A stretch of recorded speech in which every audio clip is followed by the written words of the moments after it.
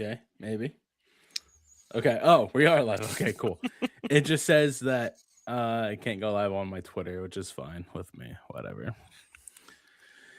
3 matches into the season, and the Columbus Crew are still searching for their first win of 2026. Columbus settles for a 0-0 draw against the Chicago Fire at Scot's Miracle Grow Field in a match where the Crew control possession, generated a few dangerous moments, but ultimately couldn't find the breakthrough in the final third.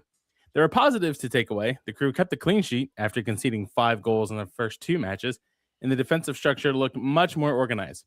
But at the same time, when you dominate stretches of the game at home, these are the matches where you expect to walk away with 3 points. So the big question coming out of this one, is this just early season rust in the attack, or is something missing in the final third right now? On this episode of the Wismen Say podcast, we're breaking down key moments from the draw, the performances that stood out, and what the Crew need to adjust as the season continues in Major League Soccer. So without further ado, let's get into it.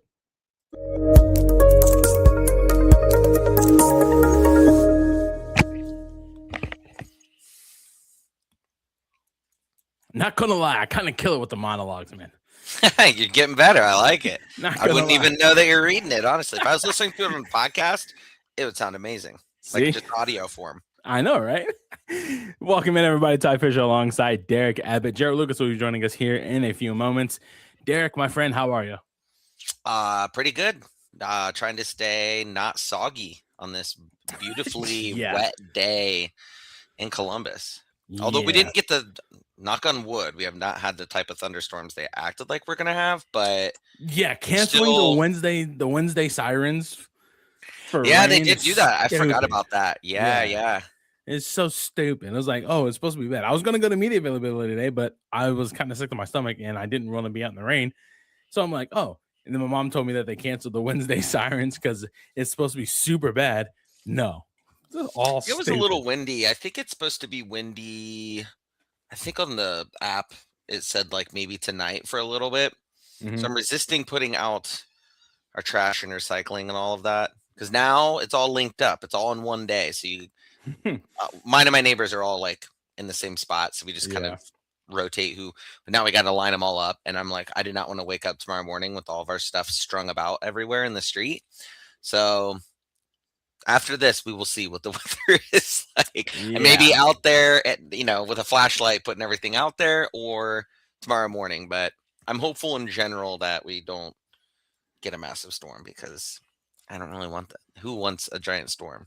Except for meteorologists. Not me. It's supposed to be 20-something next week.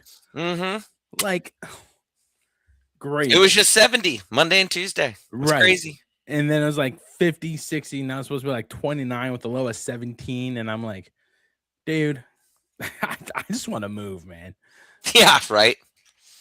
Doesn't sound like a bad idea. Does not sound like a bad idea. Yeah. You know what else needs to get moving? The Columbus Crew. I'll tell you that much right now. What the hell is happening with this team? I would say so. 100%. Crew and Chicago Fire settle for a 0-0 draw in the home opener. I think I don't know, man. This team, I don't know what it is that they're missing, but they were not, I think it was a mediocre game on Saturday. Yeah, I would definitely agree. I mean, in general, any kind of 0-0 game is going to be a bit of a snooze fest typically, unless you have somebody who teams are just shooting and goalies are standing on their head. I will say, I'm sure we were going to talk about, but I'll just bring it up now real quick. I know we were talking about, I think it was late in our show last week, but we were talking about Patrick Schulte and needing to continue to step it up. And I thought he did a really good job. I think he was the man of the match. It was noticeable. I mean, from any part in that stadium, you could definitely tell there's a reason why it ended up 0-0 because it wasn't like Chicago didn't have opportunities to score. Certainly much more than we did, in my opinion. So that was really positive to see. And I think if there is outside of that, another positive I was taking away from it is the defensive performance in and of itself as a whole felt really good. I mean, there wasn't too many times where I felt like they really flubbed up and that's why there was a chance for them to potentially score. But yeah, to your point, I think I'm not really sure what is missing on the offensive side. I will say, I've got a friend who texted me the next day. He was on a work trip, so he was not able to watch the game, but asked me in general how it was like going to the game and everything. And I, I distinctly remember telling him like what I thought I knew from the system that we're trying to run and the general idea of what it's supposed to look like. And this is probably a reoccurring theme, a little bit of what I've been saying, but I really felt like I left that game, and then even the next day thinking back on it, like what I saw out there on Saturday was definitely not what I expected to see from like what the offense should look like. Yeah. And I don't know if that was like by design or they just weren't really able to get to a point of getting into like the formation or the certain areas where people needed to be. I do think that they're getting to the point of the halfway point of what they want to do. But I think it's you got to limit the turnovers, even though there's going to be turnovers. And I think I saw a stat where we are either the highest or the second highest in the league right now through 3 games on turnovers. And we have only had one like counter that's turned into like an attacking chance or something like that. So the disparity of when we're getting to meet in that kind of that middle where you're going to get one or the other result typically, which I all kind of understanding, and it seems like the team is kind of relatively comfortable with doing. Like we're probably going to have a lot of turnovers, but the idea is that when we don't, we should have scoring chances. We're not really getting to the scoring chances part of it. And I'm not sure. I think Abu Ali's doing about as best as he can in most cases to try to do that, but I'm not sure everyone else is kind of there yet to spring it into action, if that makes sense. Yeah, definitely. And I told Jerald this on Saturday as we bring him into the show. I told him on Saturday, I think it's by the way, our whole vertical thing is just an absolute nightmare right now. I was telling Jerald on Saturday that there were just too many turnovers. And the fact that they were literally like man marking Abu Ali and Rossi like the entire time that we would push forward to get them the ball. It's like there's somebody on one of them that's forcing them to either turn the ball over and Abu Ali or make Rossi kind of like reset and go backwards and can't get that final pass to Abu Ali into the final third. So Jerald, welcome to the show, buddy. I don't know. We're just talking about the game on Saturday and how the kind of like the good things mixed along with the things that we kind of didn't like, but just observations of what we saw. Good thing is Schulte looked like Schulte of yesteryear. Yeah. Yeah. Good thing is he got a clean sheet. Yeah, actually, I didn't even put 2 and 2 together. You're totally right. We did get his first clean sheet. I don't know if they showed it on the screen and all that, but you could have got a free car wash if they're still doing that for getting clean sheets. I know I'm gonna catch some flack for this, but Max looked horrible. You said that last week too, right? You noticed you didn't think he was playing very well. He's not. Yeah. Too many turnovers. He keeps playing too far back, and I don't know if that's by design, but I mean, defensively, Morera and Camacho were 2 stars. If we're doing like hockey, I'd put them at the 2-star. I'd give Patrick the 1-star, right? Yeah, the top star, however the hell it is, but it's like Manny said, he's not a left back or a wing back. He's just a winger, and that's what he excelled at in Nazi's system, right? But now we're in a new system. Max is not looking good. Herrera against Chicago didn't look like he did against Portland or KC. And for God's sakes, please, somebody tell Rydstrom to start Yevon, because I'm tired of Molde getting caught. Molde gets caught and has to turn. He has to turn his hips. And if it's just like in the NFL, if a cornerback gets their hips turned, that receiver's already burned them. Yeah. Right. And he's playing. He's playing. He gets his hips turned too many times in a match. For the love of God, let Yevon come out. And then see after that if Yevon's better than Almason, then you start Yevon from now on. If Almason is better than Yevon, then go from there. But I think Taha did a little bit better.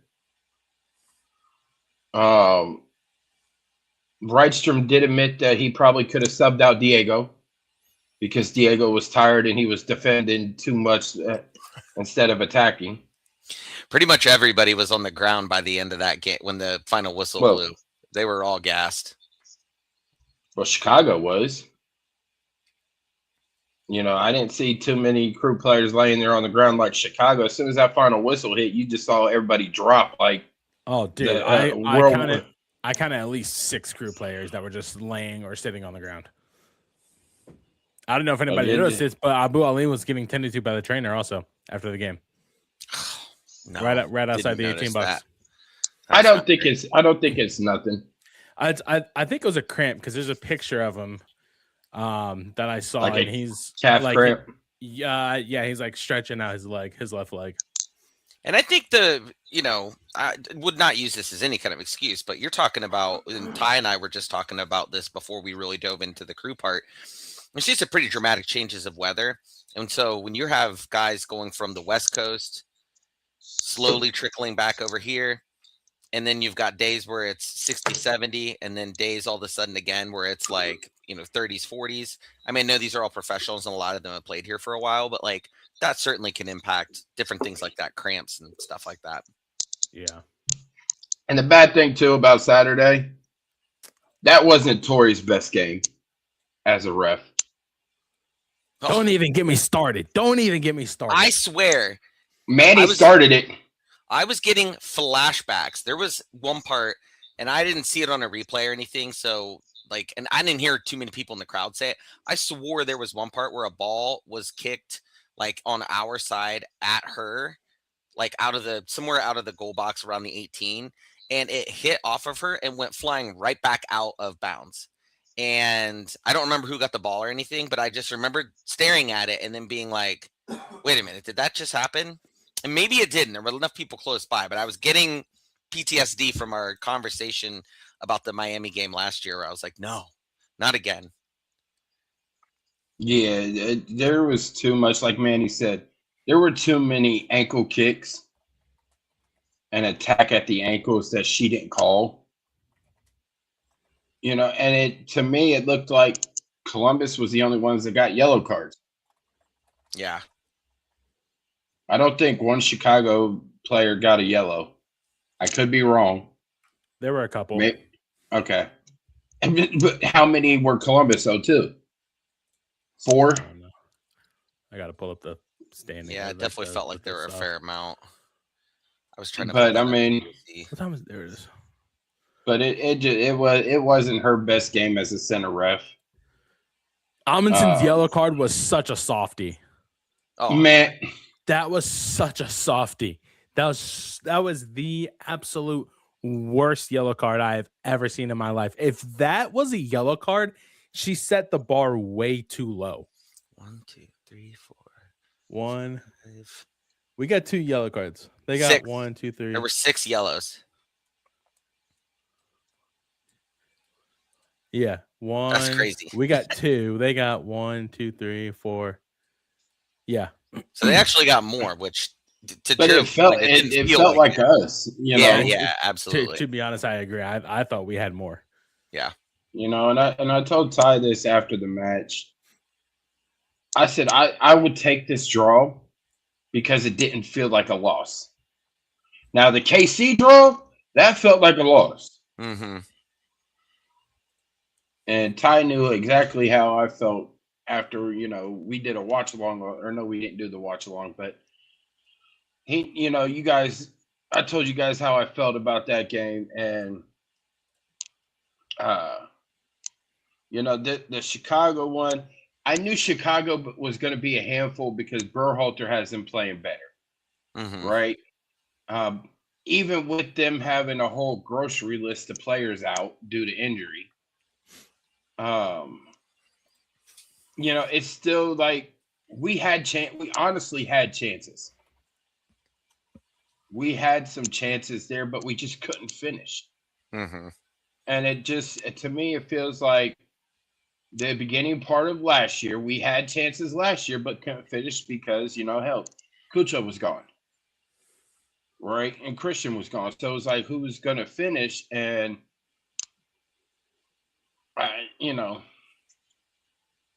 and there's some stuff that they worked on from the KC and Portland game that they did better at. They did better defending. They did better transition defense.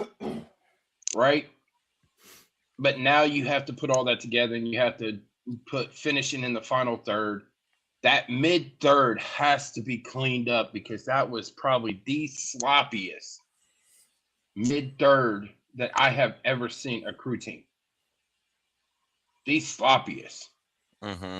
And I think that changes this weekend against Nashville when you got Andre Gomes and Gomez. Gomez. Okay, go. All right, what Gomez and Narman and Alphabet.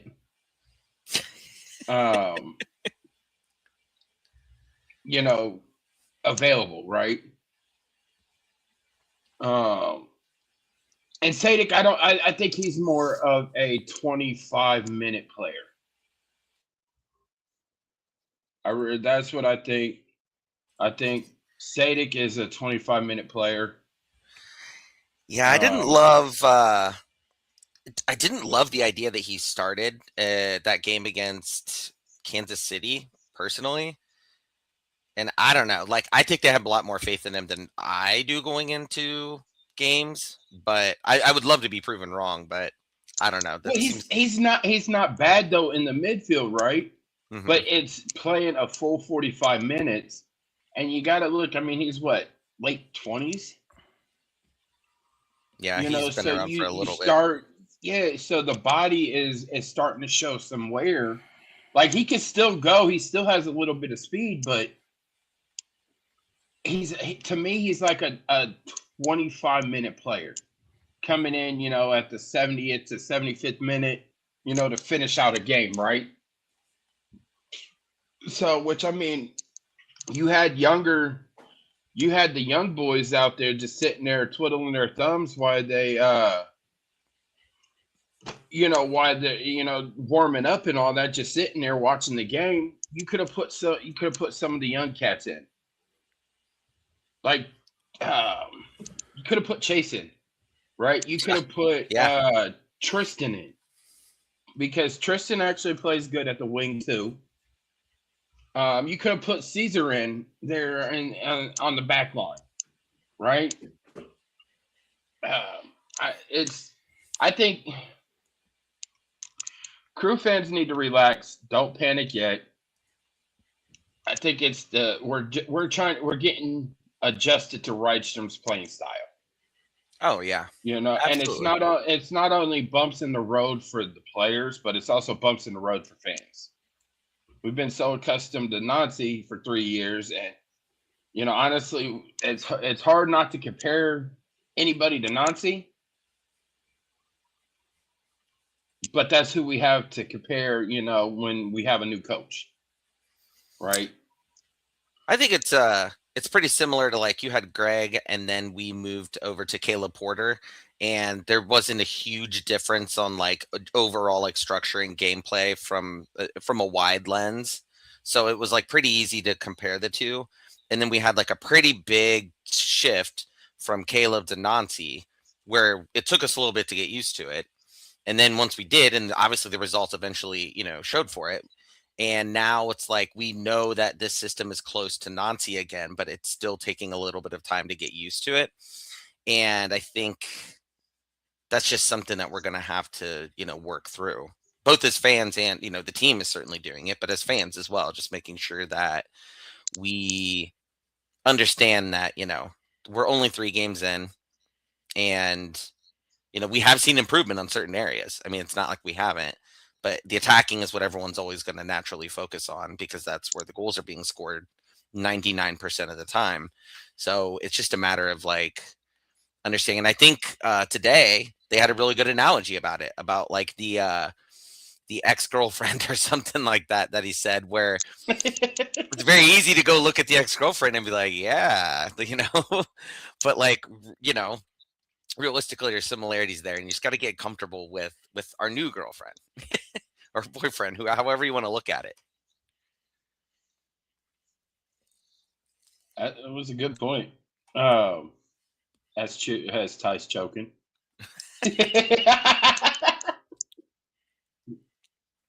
No. But no, like Manuel and Manny said, the team fought hard, played an old school crew way, showing, what it meant to be America's hardest working team. And, playing more direct and putting pressure on the other team. That's what we wanted, right? Yeah. But like Manny said too, Shelton needs to take more of those long balls. Send them. Just full. In the words of a well-known gamer, full send. Just full send it. Ali's got the speed. Diego's got some speed, but just full send that long ball, right? What is it they say? F it, he's down there somewhere. Yeah. Time's up. Let's do this. Right.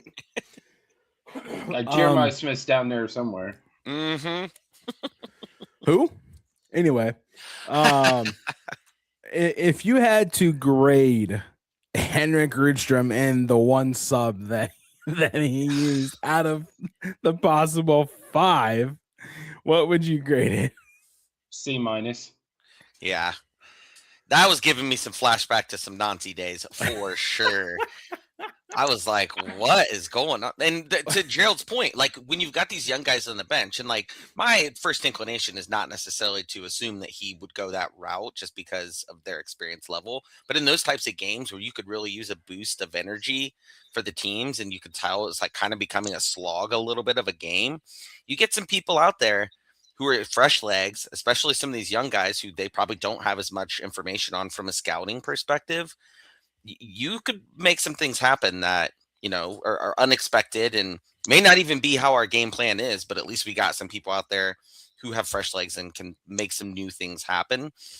So I'd like to see more of that for sure. And at least using more than one sub. Yeah. Yeah, for sure. Yeah, me and the guy next to me in the press box, we were sitting there. It was like, he's like, this is nuts. He's like, there was only one sub.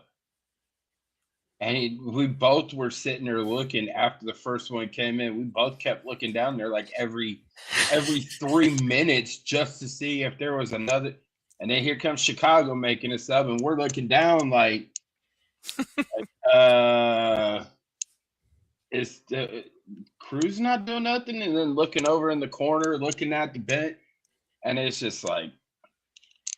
But I get, maybe he saw something, but at the same time, when you got a Chicago team that was gassed like that, throwing them young bucks, because one of two things are going to happen: you're either going to score, or one of them young bucks are going to make a boneheaded move, which you would they have the fresh legs. And you'd be more inclined to think that the young guys are going to make a mistake, but at least you're putting them out there and giving them the chance to do something good and learn if they do make a boneheaded move. Or with them having fresh legs and a tired Chicago player might turn around and try to, be a little dirty. Not saying that, Chicago Fire, players have been dirty in the past, but, it's Chicago. And now we know there was enough yellow cards that we probably could have drawn some additional ones. Maybe we could have played Uno. Friends, quick reminder that the official Wismen Say merch store is now live. Hoodies, tees, mugs, hats. If you rep the black and gold, we have got something for you. Grab the new drop at the link in the description. Use promo code CRUISEMAS2026 for free shipping on orders of $75 or more. It supports the show. Oh my gosh, it supports the show. Jesus, and you look great doing it. That promo code will be gone by next weekend. Moving on, gentlemen, You support snow now? Sheesh. Huh? When you were saying it, it's like it supports the snow. Oh, I mean, no, we don't want any more snow. I'm done with the snow. Done. No more snow. It can get cold, but I don't want any more snow. We have a little bit of breaking news that came across. I think it was yesterday. Was it yesterday? What's today? Lord. Wednesday? Wednesday. Yeah. Did I work Tuesday? No, I didn't work yesterday. Monday. Guys, Yaya Boa and Derik Jones have been given lifetime MLS suspensions for violating MLS's gambling policy. Pete Rosa and Major League Soccer. What do we think about this before we get into the statements? But of course, my immediate thought was, okay, it's two guys on the crew, but I really hope they did not bet on the crew. And then when the information came out, they did bet on the crew. And not only that, bet on themselves to get yellow cards, like to actually negatively impact themselves and the team in one way or another. Like just absolutely terrible. Yaya Boa could have come back at any point and people would have like celebrated him. He scored that goal that essentially won us the championship. And then we find out the next year he goes and does this. It's like, what are you doing? Like, that's insane. I guess his contract wasn't enough, but no. Which sports book lets you bet on yellow cards? I don't. Because I would probably be a millionaire by now because I could tell you who's going to get a damn yellow. I don't think any sports book does, but I think the way that the and I'll actually pull it up here and read it. The MLS statement. Major League Soccer remains steadfast in its commitment to match integrity. The league will continue to enforce its policies, enhance education efforts, and advocate for the elimination of yellow card wagering in all states to protect the integrity of our competition for clubs, players, and fans. Quote, Don Garber.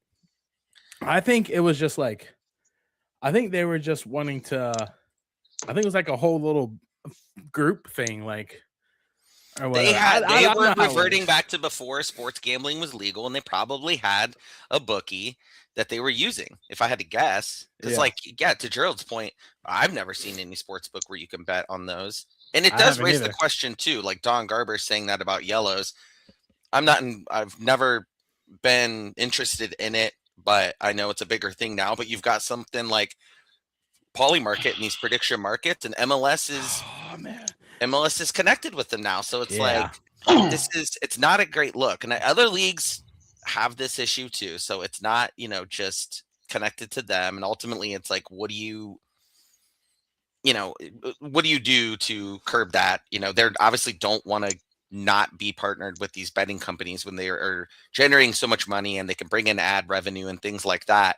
Mm-hmm. But, I hope it is only a one-time problem and that this type of thing immediately squashes anybody who's either doing it or thinks about doing it.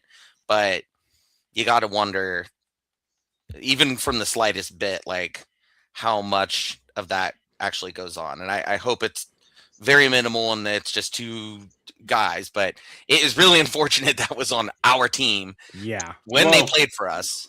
Yao's stuff wasn't with us. Yao's was. Yeah, it was. So it was part with us and then also with LA. I think it's just with us, honestly. I thought it was with it when Derek Jones got the yellow card. That was a specific one. Yeah, against Red Bulls. Yeah.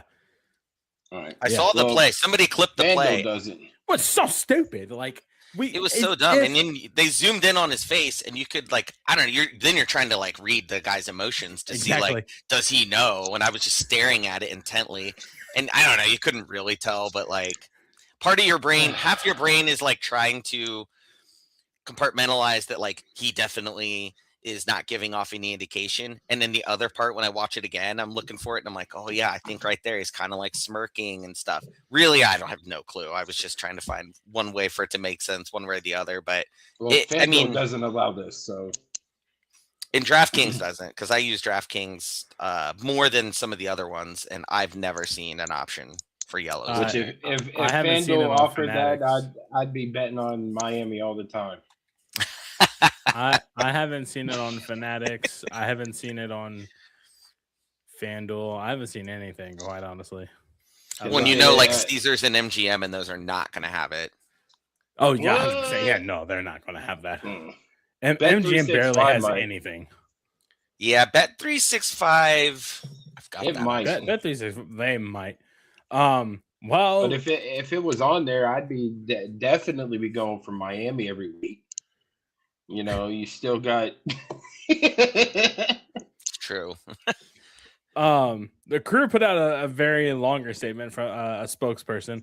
The Columbus Crew are proud of the reputation we've established in MLS and global soccer that's rooted in respect and integrity throughout our organization. We fully condemn all actions and notions that aren't aligned with these critical values for our club and any individual's activity contradicting the principles of fair competition that are pivotal to our team, league, and sport.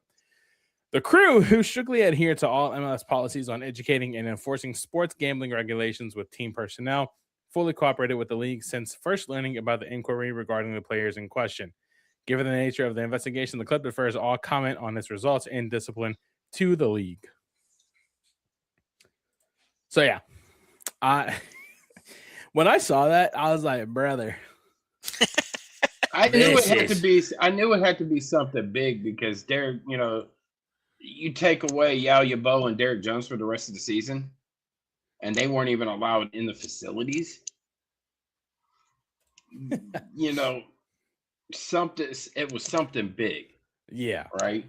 But I mean, and ironically enough, it was around all that same time when the NBA had stuff going on too with players gambling and whatnot. Yeah. Really? Yes.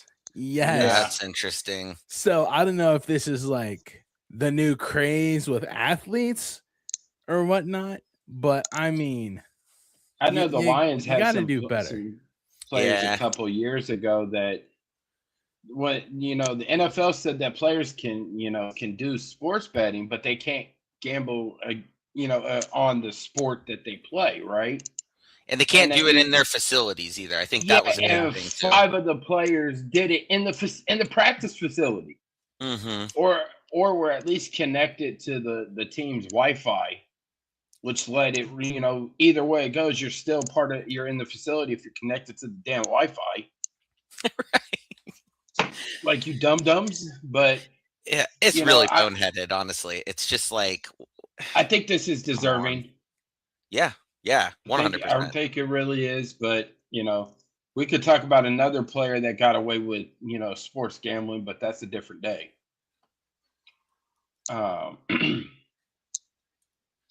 Happens to live out on the West Coast. Oh, I know where you're going with that. Yeah, I'm clueless. So, what's Atani? But it wasn't him though. It wasn't him. It was his agent. His interpreter. It was his interpreter. It was his interpreter. Yeah. Yeah. And I think he paid his interpreter to take that fall. He's making a lot of money. It would definitely. You could see it, right? You could definitely see that being the case. Because especially if that came out that, he gambled on, the Dodgers. And, it found out that it was him that did that, he would get the Pete Rose treatment with a snap of a finger. And then now you're talking about one of the bright, young, international players that's pretty much the face of Major League Baseball right now, gone. Which, I mean, it would help every other team in baseball because He's like a cheat code, honestly.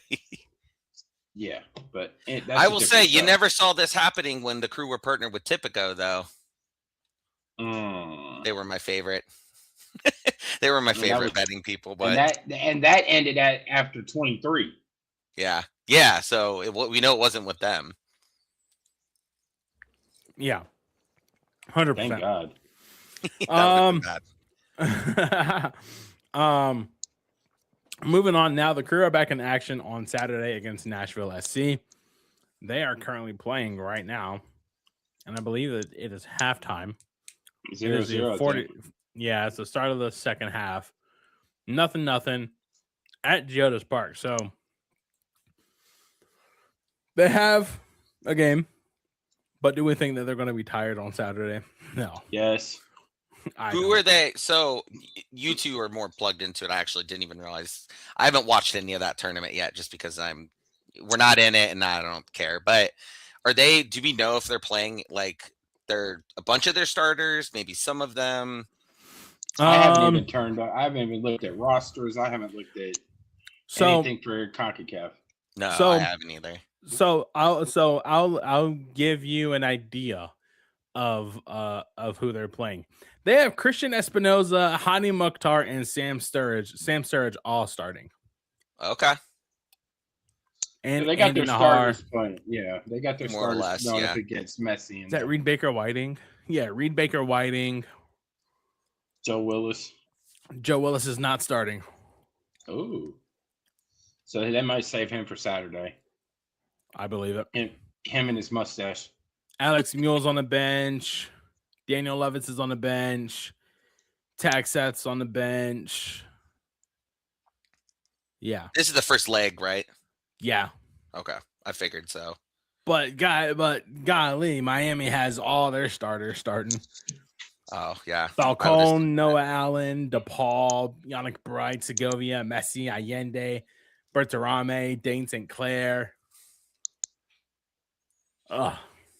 Anyway, Saturday, Columbus looked to get their first win of the season. I think just the biggest question is, how do we get it? I mean, we got to see offense. I mean, that's easy to say because we didn't score any points last week. But I mean, realistically, we need to see improvement now on that side. Like, we've seen improvement from the defensive end. Schulte, I mean, obviously he's a defensive player technically, but I kind of consider keeper to be like the third pillar of the team. I think we need to get Gomez and him in particular. And I know we all have talked about is their concerns about how healthy he can stay. I think you have to introduce him. He's probably not going to start realistically. I mean, I guess there's a small chance, but like, he needs to be out there to help out the middle of the field. And then I think you need guys to have continued confidence that, when you get the ball where you need it to be in the last third and kind of behind some of their defenders, you need to spring that attack. And, we've seen now when you have the double-edged sword of we're going to get turnovers, but we're also going to get chances to score.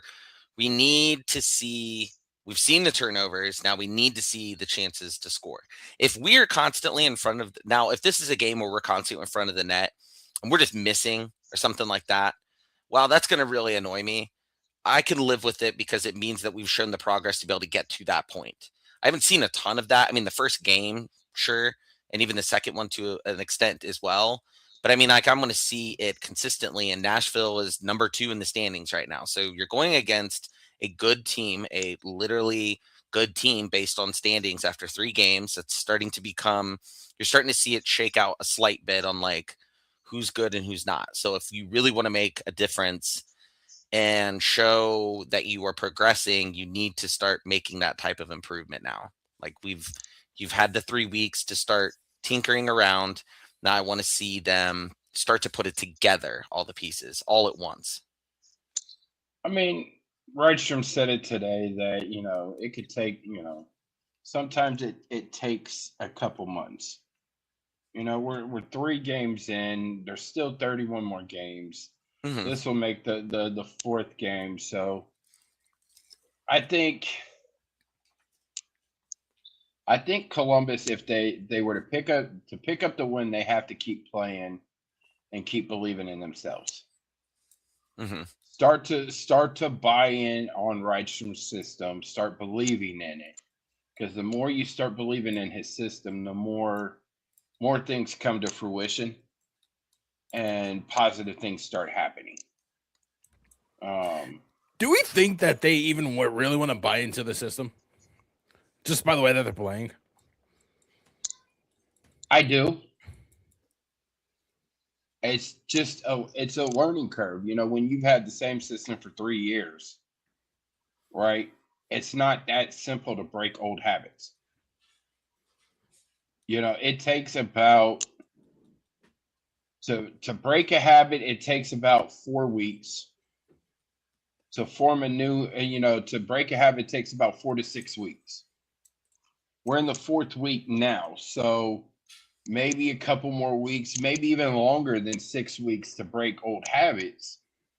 But I think you start seeing you're seeing more belief and buy-in. Rudy was shocked at how well he did against Chicago, right? Mhm. Taha looked better. It sucks not having Dylan out there right now. Yeah.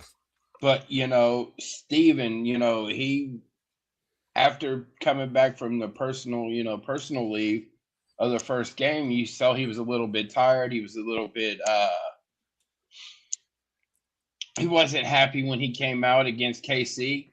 But this game, it looked like Steven of old. Now there was a couple times he could have took a shot. And he did take that one long banger though. That almost. Yo. Yeah. A worldie of a goal if that goes in. That's a Puskas winner right there. My word. Yeah, but I mean, that's all that needs to happen for Columbus to get a win on Saturday is more shots. The more shots you have on target, something's bound to go by Joe Willis. Whether it's a ball, a player, a water bottle, hell, maybe even the ref. Something's bound to go by Joe Willis into that net. Maybe a beer bottle or beer can. No, please no. Then they'll make us go back to cups. I don't want that. Hey, I liked it though at MLS Cup. They had the cup chain. Yeah, that's true. That was funny. That was very funny. I that is fun when they do that. I haven't taken a tour of to see the new renovations yet. Like, I have no idea. Is it the seats? Yeah, the new premium seats, and I mean they look okay. We sat or stood, I should say, but like really close to them. Yeah. And like honestly, in most of the cases, like I did not even realize they were there. Like we're on the lower bowl of like the Nordeck. And until you looked up, you couldn't tell. And I don't see that as a bad thing by any means. Like I'm glad that it's there, but like it's not something you necessarily notice. Now that entrance is still closed. I'm not sure what exactly construction they're still doing over there.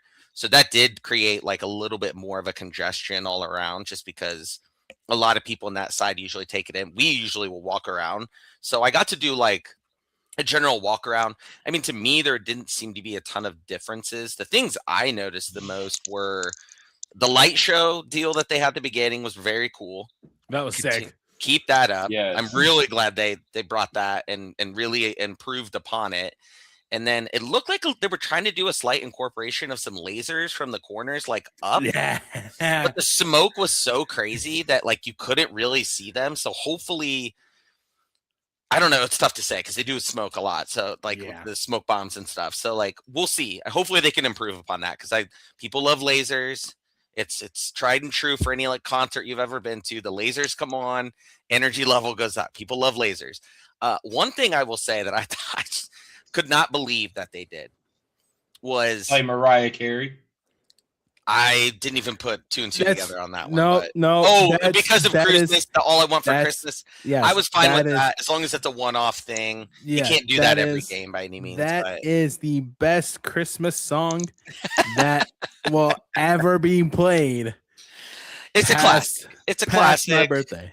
Yes. I was totally fine with that. And I remember it first week. I don't know if we like poo-pooed it, but like the match igniter thing, they moved it down to that corner. That's so stupid. Hated they moved it to that corner. I hate that they changed the entire thing.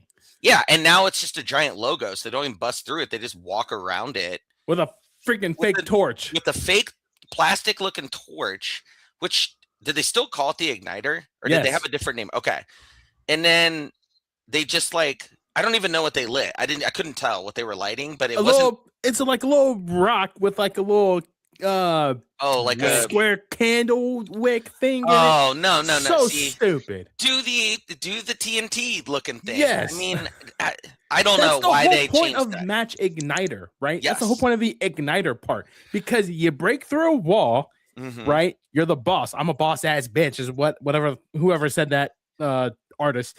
And then the ignite part, you just blow something up, like, and it goes boom. Yes, cool. And then you wave the flag. Yes, it's great. It was great. It would actually usually I don't like stuff like that. I thought it actually really added to it. If I'm gonna put my hat on. And no jackhammer either. Well, we wouldn't. Was there not one? We didn't score a goal, so I didn't even get a chance to see if they did anything different with it. I did see it be not brought in. I did see it down there. But they didn't introduce. I wondered about that. I wasn't paying attention. That's fair. Because they used to do that. Yeah. And as much as some people really hated it, I was kind of this is kind of lame. But now it's like anything. Yeah. They do it, you think it's kind of lame, and then you get so used to it. Then when they don't do it, you're like, this is what are we doing? Why are we not doing it? We should keep doing it. But the whole busting through the thing, I was like, so my logistics mind is saying I've seen them before have to bring the whole thing in or remove all of the stuff. And when you're removing it from the Nordic area, that's probably not an easy thing to maneuver around depending on where they're storing it. Whereas if it's down that little area, that area is kind of made for moving things in and out. So I can understand why they moved it from that standpoint. If they said that's the reason, I get it. Totally understand it. But it just came off as so not exciting versus how it was. But it was elevated. Literally everybody could see it.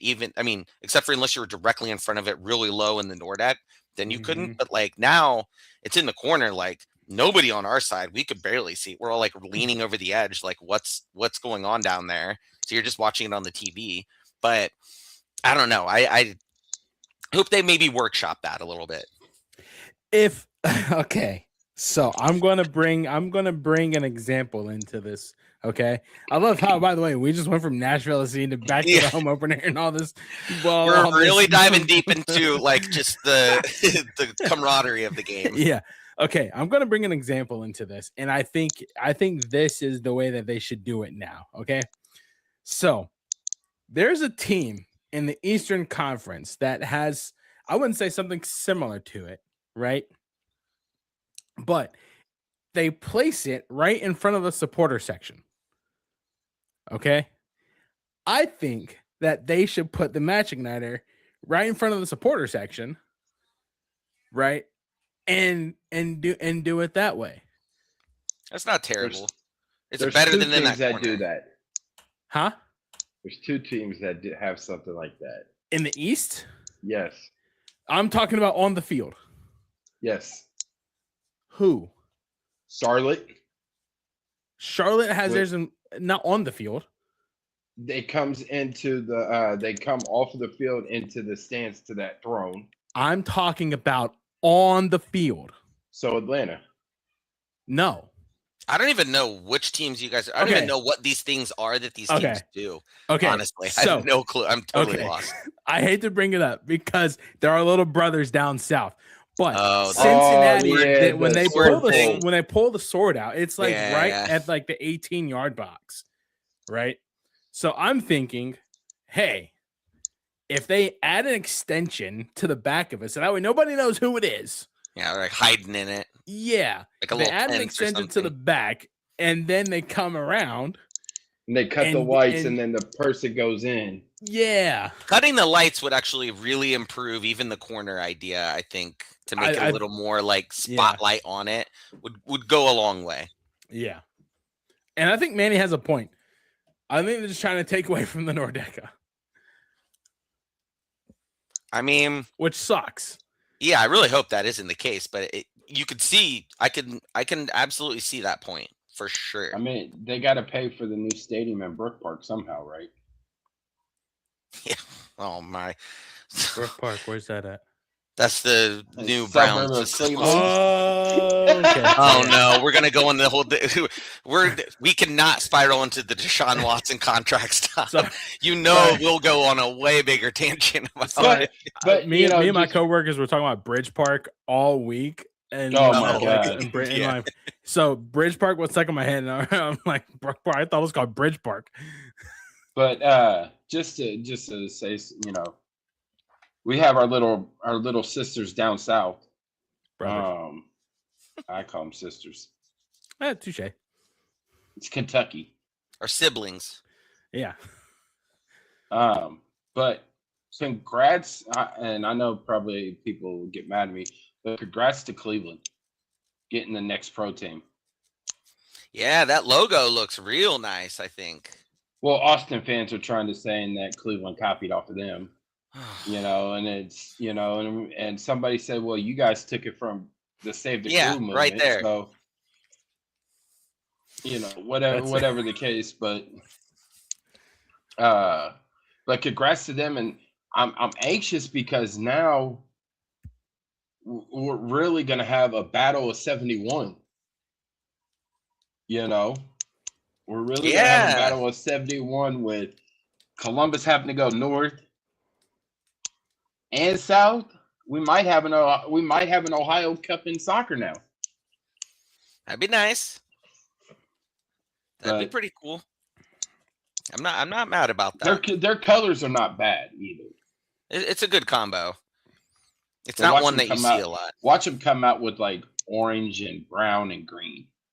Oh, they'll have a secondary or alternate kit that will definitely be brown and orange for sure. No doubt about it. Really quick, fellas, back on to The actual game coming the in. actual topic at hand. Currently 62nd minute, nothing still. I think the defensive question is, how the hell do we stop Sam Surge? You can't. We're gonna need Schulte to do what he did last week and continue on his trajectory back up to where he was. There's not a way to. I hate to say it, but Sam Surge is one of the young kids that are making a name. He's going to be in Europe soon. Oh, Back in Europe. yeah, he's- back in he- Europe.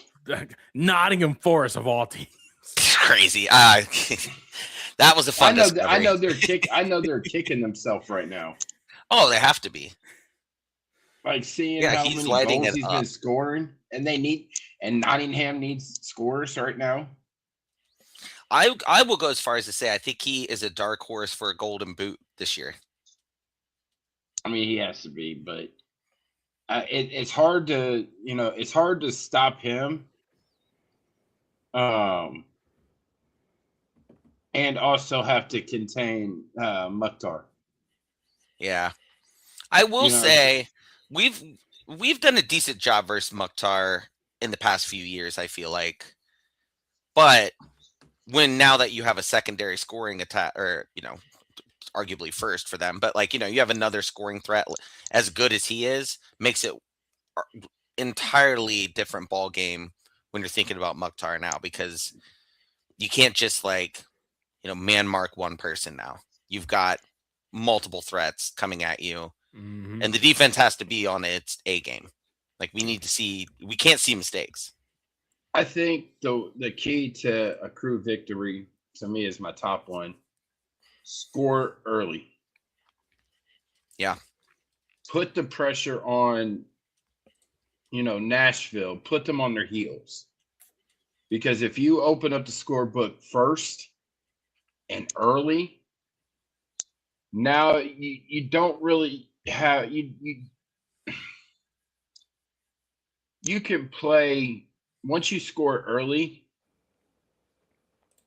you can play loose. Mm-hmm. Right? You don't have to play too serious.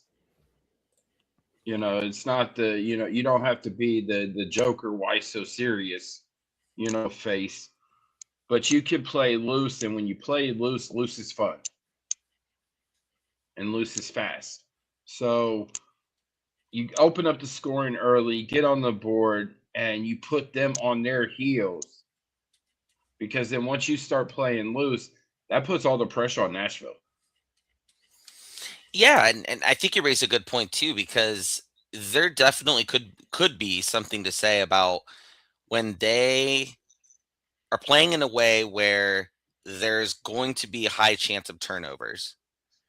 And like I was saying earlier with the stat about we've lead the league in turnovers so far. If you were getting into a position where then you are like where they want you to be to then spring an attack, and you're concerned about making sure you don't do the turnover portion of it, that gets in your head and you start playing tighter. Whereas if we score early, it could give the team a little more confidence to not, like Jerald said, like they're not going to play, or they will be playing looser, where they're not as concerned about, oh my gosh, I don't want to make a mistake and turn it over. It could lead to a goal. If you get that confidence early that we can do what we want to do out here, that makes the most difference when it comes to a mentality standpoint. And really, even you string a win or two together in a row where you have confidence like that, that immediately will propel you to that next level of where we want to see progression in this system, I think. So it's more of being able to get to that point of confidence. And I think just scoring those early goals and eking out a win, even if you have to gain that confidence very quickly, in my mind.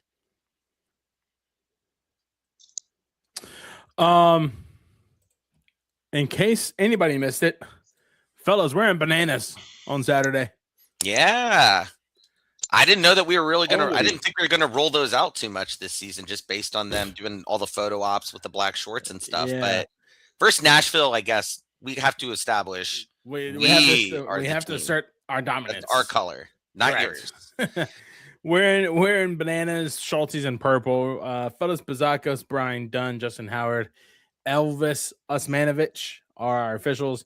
Nashville in all blue, Joe Willis or whoever's in net in orange. I had no idea that this was going to be a 6:15 kickoff. So I'm like 75% not going to be there. If I am, I'm probably just going to let Austin do everything. I'm probably just going to go down and film post match. So yeah. Other than that, fellas, do we have any predictions? Well, I think one, just to point out too, it's a 6:15 start. It is a 6:30 kickoff. Yes. Is it I thought it was 6. Well, it said 6:15 now, but it'll be 6:30. That's fair. Yeah. It's never on time. But it's also St. Patrick's Day is on Tuesday. So every local establishment around the stadium and around the city will be there'll be St. Patrick's Day type celebrations going on all the time throughout the day, because they always want to celebrate as close as they can, and usually it's the weekend before. So there'll probably be a ruckus atmosphere again, just like there was last week. It was fantastic, just going around and being out and about around the Arnold, the Blue Jackets arena. Well, I'm talking from just a lot of people out energy. So you've got all of that going on. So I expect the energy to be very high still, regardless of a slightly earlier start time and the weather. looking like it's going to be much chillier, probably closer to an actual Christmas game than what last week was from a weather perspective. And I'm going to take it to the bank. We are going to win the game. I'm kind of waffling on a score here. I'm going to go. I did this week, and that really backfired in my face. Do we want to pull this up first, just so we can? Get let's go ahead. Idea? Yeah. Who do we I'm still all still say? winning. Oh, Ty, good job. I got the result correct. I didn't. I mean, I didn't get the score right, but I got the outcome correct. So yeah, me and Jerald are tied with 1 point. Poor Derik still sitting in the basement. I had too much. I've got too much positivity and confidence in this team right now. Clearly. I'm gonna go. Hey, Manny, no one predicted a clean sheet. Yeah, I did too. Oh yeah. Jerald did. Yeah, he had 2-0. I had 2-2. Derik had 3-1. Yeah, mine was absolutely cooked. About halftime, I was like, "Oh, there's no way this is not going to be a 3-1 game." I'm going to say 2-1 Crew. You gonna say 2-1? Yeah, 2-1 Crew. And I mean, Abuli's going to score. How about that? I would like to see it better than that. I would like to see him come out, score early, and just be like house on fire, because they're now like annoyed with how the last game went at home, Christmas, and to not score any goals and end up with a tie. I mean, tie's not the end of the world, but like nobody scored any goals or anything. Like, I think they're gonna have a slight chip on their shoulder to put on a better performance, regardless of how good Nashville is at this point. Well, Columbus hasn't beaten Nashville at home. Really? We have. We have. In the playoffs, didn't we, like 2 years ago or three? I don't know. One of those playoffs we did. It was 2020. Yeah. During the COVID year. Are we counting that, or are we talking during the regular season? During regular season. During the regular season. I don't know. Columbus has not won at home against Nashville. MLS fact and record book. I honestly think a lot of times we play Nashville happen to fall on like days where I have some kind of commitment and I haven't gone to the game, because I don't remember a lot about at least the home Nashville games for whatever reason. Manny said Leagues Cup. I don't remember playing them in league. We're 3-1-2 against Nashville at home. Really? I'm looking at the fact and record book from MLS. Unless I'm blind. Yeah, we're 3-1-2 against Nashville at home. I've only seen the draws and the loss. Yes. We have scored 8 goals. We've allowed 3. Ooh. Because I know my first year covering the team, it was Pipa's retirement day, and we lost 1-0. Oh, I was at that. Wait. So I thought it was retirement day. Was that a different thing that we celebrated when he came back with Miami? Because didn't we do something for him then, or was this was a different day? This was his 1-day contract. Yeah. Oh, I don't think I was at that, actually, now that I think about it. I think I may have missed that, which sucks because he's like my favorite player of all time. I think I was literally out of town. Ugh. Well, that sucks. So my prediction. Wait, hold on, Derik. You said 2-1? Yeah. Okay. All right. All my bets are getting closer and closer to like tie or us losing, and I don't want to get to that point. So I really need us to win this week. I'm going to go back with my same one. I'm going to be bold this weekend. I'm going to say 3-0. Man, that would really instill a lot of not want to say confidence necessarily, but like positivity back into the fan base, which right now feels in like kind of like nobody's really angry, but nobody's really positive either. Everyone's just kind of riding in this middle line, which is realistically where everyone should be probably, but that would really bump the positivity scale up for a lot of people. Leagues Cup. Did we play Nashville in Leagues Cup? I don't think we did. I think we did. No, we didn't. I don't remember playing them in Leagues Cup. I don't remember either. I know we played them in 2020 Yeah, in the Eastern I remember Conference watching that. semis because Pedro Santos scored the winner. Also, super underrated crew legend right there. Oh, by far. I went from hating him to absolutely loving him by the end of his tenure with us. Oh my God, I think everybody did. I think everybody did. Everybody hated him because he was just flopping nonstop. But then Yeah. he started to really gain control of the flopping, and then it was like on. Then he was executing it flawlessly. Love Pedro, man. I'm going to go on the contrary against both of you guys. I'm going to say Nashville wins 2-0. Yeah, you're just saying that because you're not going to be on the podcast next week, so you don't have to talk about it. And me and Jerald would have to have a full-blown discussion about. It's not next week; it's the following week. 2 weeks. Oh, great! Okay, perfect. I thought you were going to try to get out of it. You got to wallow in the misery with us if that happens. Nah, it'll not. It's 25th. Yeah, I'm gonna go 2-0 Nashville. Sam Surge is just too good, man. He's just that guy. Yeah, I hate to say that. All right. Anything else before we end the show with this last segment? It's a new one that I'm introducing. By the way. Diego Fagundes is signing with New England. Is he signing? I saw he was training. Is he officially signing, or is he still training? That's what I saw on Twitter just now. That he's going to be signing. Manny says 3-3. Oh, that's a man. Manny has no faith in the defense at all. He's been running with that for a while now. So he was not. He was back. Is he available? Huh? Hinestroza back. No, we don't.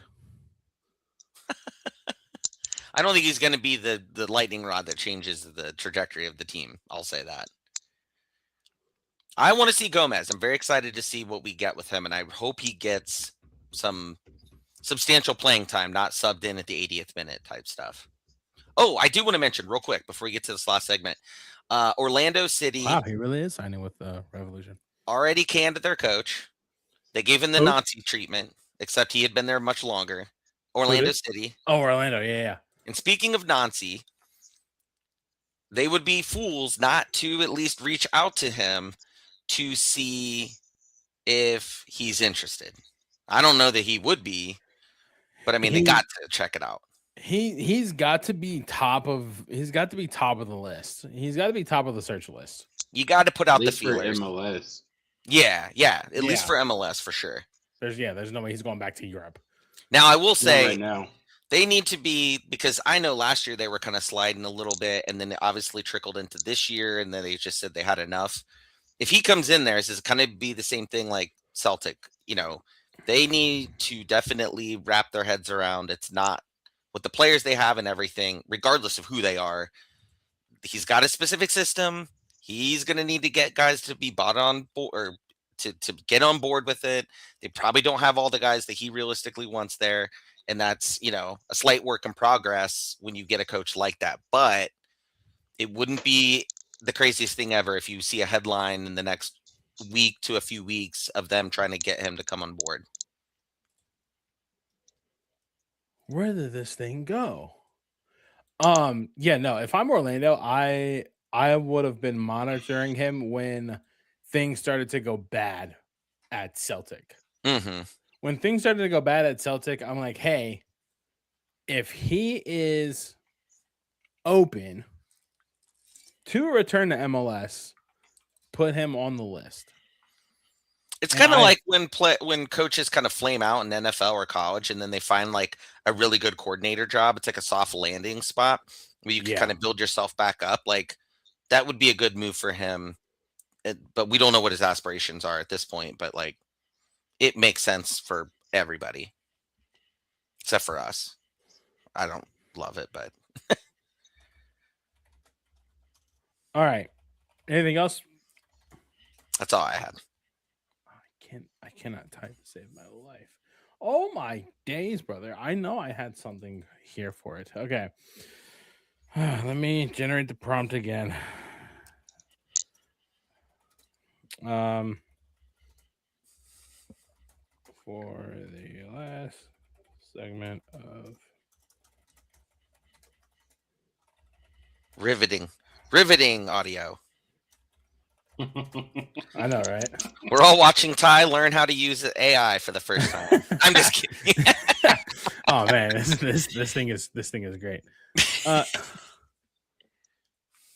Where'd you learn how to type? Oh my god, dude, it was here. I know it was here. It was so good. Just type in the prompt and ask it to go back to what it said it was, like what it had pulled up earlier. But the thing is like it's so freaking messy. Here it is. Okay. All right. So, ladies and gentlemen, we are now going to start ending the show with the Wismen Question of the Week. And it does not have, it's not going to be soccer related. It's almost like the yellow card, red card segment that we did. I missed it. Okay. My bad. Long live RIP segment. Jesus Christ. Why does my music keep playing? There we go. Okay. So this one, it's similar to what we asked Nick. I was going to say, is this where you got that idea Yes. from? Okay. Yes, it is. So everybody must answer one completely random question that has nothing to do with soccer. Okay. So I think the question is going to be, give me your one bold take about either sports, culture, or food. And everybody watching, you guys can participate too. Sports culture as like a one No, thing? no. One bold take about sports, culture, or food. Ooh. It's like you're putting, I think it's funny because you're like putting us on the spot, but like if you were just sitting at like the bar, like at the bar top with your friends for a few hours, you would run through a million of these types of things. I could come up with a list of 700 of them, and now I'm like, spotlight's on, and I'm like, my mind went blank. Yeah. What's annoyed me recently? Plenty of things. I'll give you mine to. Okay, you go ahead and start off. I think that pickles are the absolute worst thing on the planet of Earth. Wow, that's kind of a hot take. I absolutely if here's the thing, okay? If I had two foods and I had to eat one for the rest of my life, and it was between pickles and cow tongue, give me cow tongue. Have you had cow tongue before? I've not had cow tongue before, but okay. It's probably. I was like, when are you going out and ordering that? it's probably miles better than those little green things that people put on their burgers. Hey, now. Oh, dude. Okay. So it's so funny you say this because like we get, I literally had to look it up. We get this brand of pickles called Grillos, and there are some times where I will just like unscrew the cap and like take like a fork and just fork out individual ones and just eat them. They're so good. See, you belong in a straitjacket. I don't like them on burgers though. I'll say I do not put those. They don't make a straitjacket big enough for me. Manny says cow tongue tacos are bomb. That's my nickname, is Pickles. I would tell everybody that right here on live. Ooh, look, we're learning a lot of new stuff. I was a kid. I slept walk out of my bed in the middle of the night. My mom woke up just to check on me, started panicking because she couldn't find me. She found me in the kitchen with the refrigerator open and me sitting on the floor just eating a jar of pickles. So awesome.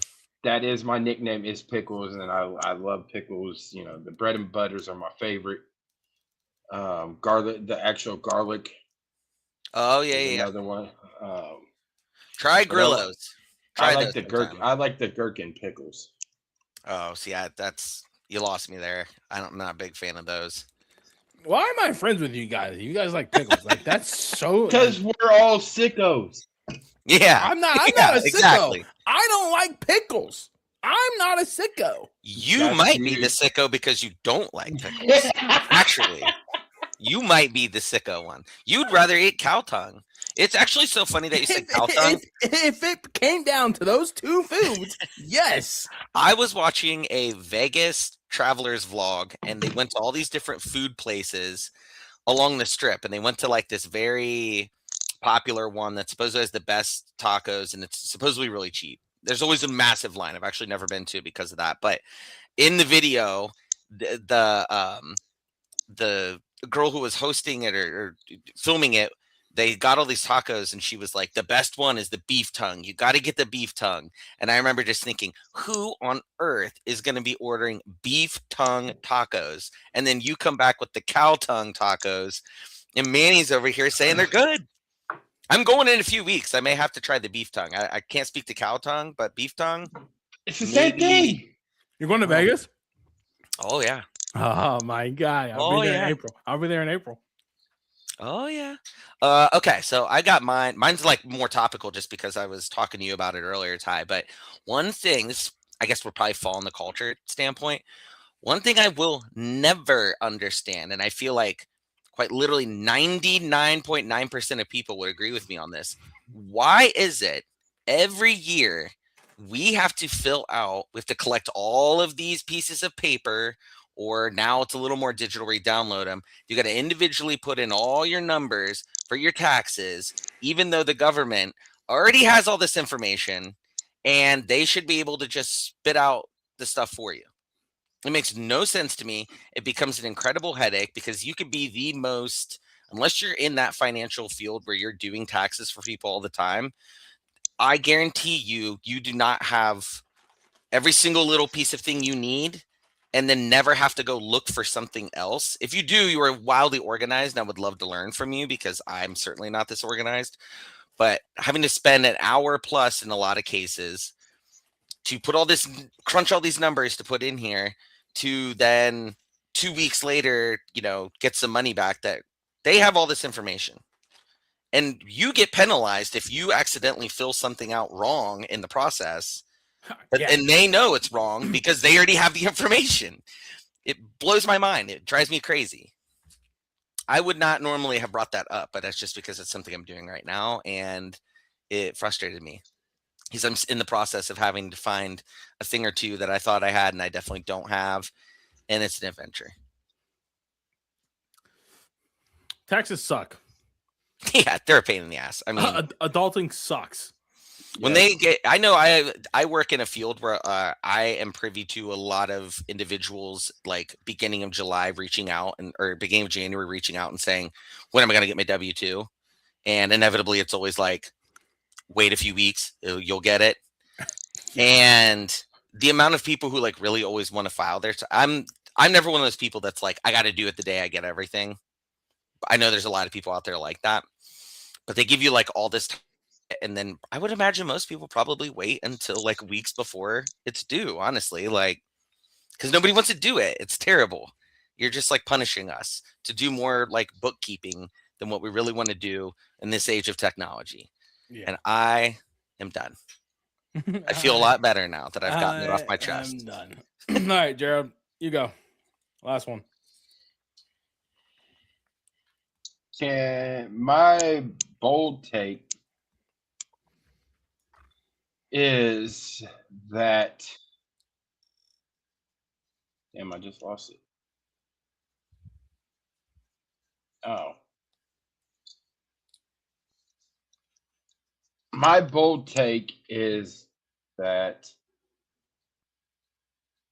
and I'm gonna go with some sports. Okay. But I am going to say that with how well they're playing right now, Jackets will be in the Stanley Cup playoff, or will be in the Stanley Cup playoff, and will make it to the Stanley Cup Finals. Dude, you want to see the city become unhinged. I mean, I really think, like, we've got the Crew, we've got Ohio State, But I mean, I think the Blue Jackets, like quite literally, it would be a whole nother level. Now, I think that's a little. I really hope that you're Nostradamus over there and you're predicting some future. Okay, I'm just gonna say this. I'm gonna pull this back up because I had it up yesterday. When you're looking at it, wild card. Give me that damn thing. Columbus is literally 2 points from the second wild card, right? 3 points from the first wild card. 3 points from number 3rd in the Metropolitan. I'm just saying, they only have 3 losses since Bones took over. Mm-hmm. 3 losses. And they pick up Connor, what's his name? Garland. Connor Garland. And he has 4 goals in 2 games. With a brace last night over Tampa Bay. Huge.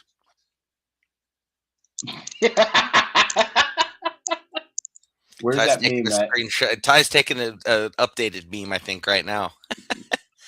No, okay. So I was at the game that they won when they beat the Lightning to win that series.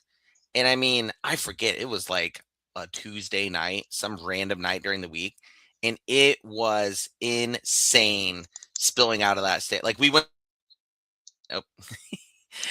to the bar. We had no business being at the bar at that point, but like it was just flooded. The streets are flooded with people like partying.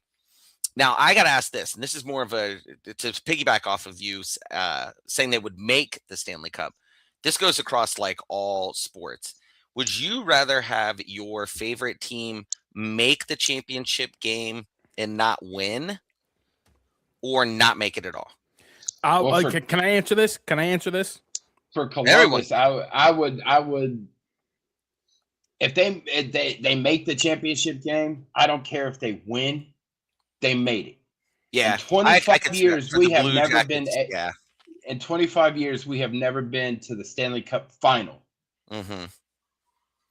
I would say most of my teams, I would not want them to make it, but you're right. Especially with the Blue Jackets, making it would feel like winning it. Honestly, I think this team is special, and I really think that the way that Bones has them playing, and the fact that some of the couple trades that Don Waddell has done this year, and the players are starting to get back healthy. And starting that chemistry is just like, oh my God, and they're playing loose. Hell, what was it the night that Mark Henry lit the cannon? There was multiple fights in the corner. Yeah, there was. It was fight night. Was that the Utah game? Yeah, Gangster Granny Saturday night lit the cannon against the Kings. But there was multiple fights, and it was just like, holy shit, the energy was just rocking there. And they lost in overtime. They still gained a point. And then they lost in overtime against the Kings. They still got a point on that one. But just the way that they're playing right now, they will make the playoffs. And I told Ty, I said, Columbus makes the playoffs. No team wants to see Columbus. No, in a 7-game series, nobody wants to see Columbus the way. And, of course, Ty raised his hands like, there's a team that wants to see him. Shut up. Who are you a fan of again, Ty? I knew this was going to bite. Lightning or the Panthers, one of those Florida teams. First of all, the Panthers can absolutely liquidate, and I'd be the first one to toast tomorrow. So Lightning, I hate that thing. Yes, I knew it was. They got Perry now. So again, yeah. Okay, really quick because we got to end the show. If I had told my girlfriend at the time that if I had to choose between if I had to trade for something in the world, right? I told her I would trade her for the Columbus Crew winning another MLS Cup. Well, that did not go over well. well, it happened. This was like 2020. This was like last year, Okay. before we broke up, before I went to Seattle. I was about to say, if it was before we won it in 23, then Nope. But all right, boys, that's the podcast. Yay.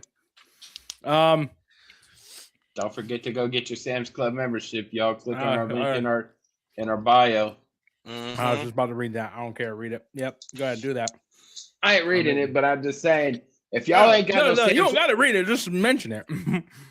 If you ain't got a Sam's Club membership, what are you waiting for? Go ahead and click on our link in our bio.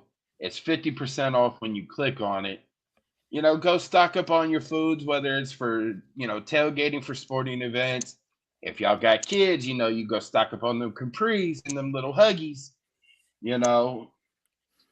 What are you waiting for? Go get it. It's worth it. It pays for itself. That's a hell of a deal, honestly. 50% off, like, and then literally if you can't find tickets, if you can't find tickets to that sporting event that you're tailgating, that you just got food from Sam's Club for, go to StubHub. There's a link for that too in our bio. Get your last minute tickets. And by going StubHub, you are avoiding the dreaded Ticketmaster and Live Nation. And I don't think that they need any more of our money at this point. So there's healthy alternatives out there to the dreaded TM. Correct. And that's it. Thank y'all for tuning in. Be sure to follow us on every social media platform that you can think of. On Instagram at the Wismen Say Podcast. Subscribe to us on YouTube. Turn on the bell for post notifications at Wismen Say Podcast. You guys can follow us also on Blue Sky at wisemanpod.bsky.social.